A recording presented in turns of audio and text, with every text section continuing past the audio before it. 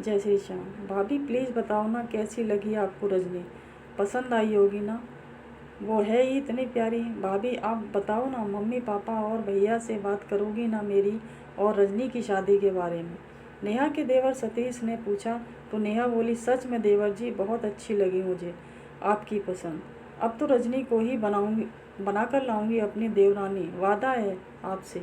आप बेफिक्र हो जाओ, आपके भाई और मम्मी जी पापा जी को मनाने का काम मेरा। लेकिन अभी कुछ दिन रुक जाओ, रानी जीजी की ननद की शादी हो जाए, आपके भैया आ जाएं, तब उनके सामने सबसे बात करूंगी। भाभी सच में आप दुनिया की सबसे प्यारी भाभी हैं। सच कहते हैं लोग, भाभी माँ का रूप होती है। आप मेरी भाभी ही नहीं, सबसे अच्छी दोस्त भी हो, सतीश ने खुशी से झूमते हुए कहा। सतीश अपनी भाभी नेहा से अपने दिल की हर बात कह लेता था। दोनों हम उम्र थे तो दोनों की अच्छी बनती थी। सतीश के भैया गिरीश रेलवे में सरकारी नौकरी करते थे तो दूसरे शहर में रहते थे। पहले तो नेहा भी वहीं रहती थी, लेकिन अभी 6 महीने से अपने सास ससुर के साथ रह रही थी। 2 महीने पहले ही प्यारे से बेटे को जन्म दिया था। नेहा सोच रही थी रानी जीजी की ननद की शादी पर जब गिरीश आएंगे तो उनके साथ चली जाएंगे। अब तो उसने माँ जी से सीख लिया है कि बच्चे को कैसे संभालना है। और गिरीश भी तो बेचारे 6 महीने से अकेले ही एडजस्ट कर रहे थे। सतीश तेरे भैया का फ़ोन आया है, उसकी गाड़ी 1 घंटे में स्टेशन पहुंच जाएगी। मोटरसाइकिल ले जा और बुला ला उसे। शाम रानी के ससुराल के लिए निकलना है तुम दोनों को, सतीश की माँ ने कहा। अरे माँ, आप और पापा भी चलना ना, कितना कहा है दीदी की सास ने आप दोनों को लाने के लिए। अरे छोरा, दिमाग तो ठीक है, बेटी के घर का पानी भी पिया तो नर्क मिलता है, और तू अपने माँ बाप को शादी में ले जा रहा है अपनी बहन के ससुराल। नेहा की बुआ सास अंगूरी देवी ने कहा। अंगूरी जी पुराने ख्यालात की थी, महिला थी, घर की सबसे बड़ी थी। घर में उनकी बात कोई नहीं टालता था। सतीश के पापा को उन्होंने ही पाल पोस कर बड़ा किया था। बहुत ही छोटे थे जब उनकी माँ का देहांत हो गया था। नेहा तैयारी कर रही थी, शाम को ननद के यहाँ जाना था। आज उसने गिरीश की पसंद का खाना बनाया था। पूरे 1 महीने बाद घर आ रहे थे। नेहा बड़ी ही बेसब्री से अपने पति का इंतज़ार कर रही थी। सतीश को भी गए बहुत समय हो गया था।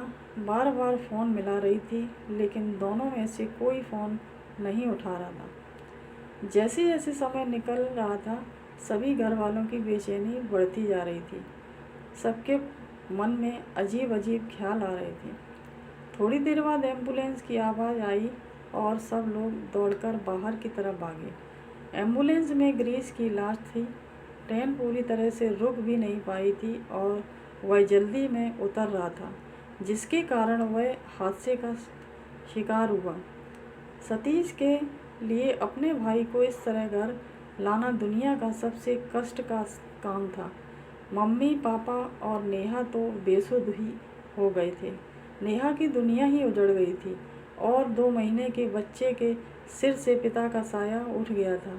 गिरीश के जाने के बाद हंसते खेलते घर में उदासी और खामोशी ने अपनी जगह बना ली थी। लापरवाह सतीश अब जिम्मेदार बेटा बन गया था। हर पल मुस्कुराती नेहा का चेहरा अब मुरझाने लगा था। नेहा हर वक्त गुमसुम रहने लगी थी। गिरीश को गए 6 महीने हो गए थे। नेहा के मम्मी पापा आज उसके ससुराल आए थे। अंगूरी बुआ जी ने बुलाया था। सतीश और नेहा को भी वहीं बैठाया गया। बुआ जी ने नेहा के पापा से कहना शुरू किया। शर्मा जी ने कहा, आपकी बेटी ही नहीं, हमारे घर की बहू भी है। गिरीश तो चला गया, इन दोनों को साथ शायद इतना ही लिखा था इस ईश्वर ने, लेकिन अभी उम्र ही क्या है बेचारी की। पहाड़ जैसा जीवन अकेले कैसे काटेगी। इसलिए मेरा तो यही फैसला है कि नेहा को उसके देवर के लिए बैठा दो। आपको सिर्फ बताने के लिए ही बुलाया गया है। 15 दिन बाद बड़ा ही शुभ मुहूर्त है। उसी दिन इन दोनों का विवाह करवा दिया जाएगा।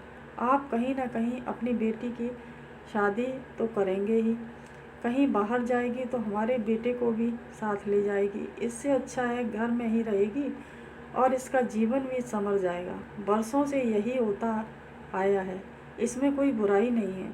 बुआ जी की बात सुनकर सभी लोग चुप बैठे थे। किसी को कुछ समझ नहीं आ रहा था कि क्या बोलें। बुआ जी ने सतीश से पूछा तो वह चुप रहा, उसने कोई जवाब नहीं दिया। फिर उन्होंने नेहा की तरफ देखा। नेहा ने अपने आंसू पोंछे और बोली, बुआ जी, आपके इस फैसले को मैं बिल्कुल भी नहीं मानती। सतीश भैया को हमेशा मैंने अपने छोटे भाई की तरह ही माना है। उनको पति का स्थान मैं कभी नहीं दे सकती। आप लोगों को मेरी फिक्र करने की ज़रूरत नहीं है, मैं ठीक हूँ। आप सब लोग हो ना मेरे साथ। सतीश मुझसे बिना शादी करे ही मेरे बेटे को पिता का प्यार दे सकते हैं और भविष्य में कभी मुझे लगा कि जीवन साथी की आवश्यकता है और मैं मन से तैयार हूँ किसी को अपनाने के लिए, तो मैं आप लोगों को बता दूँगी।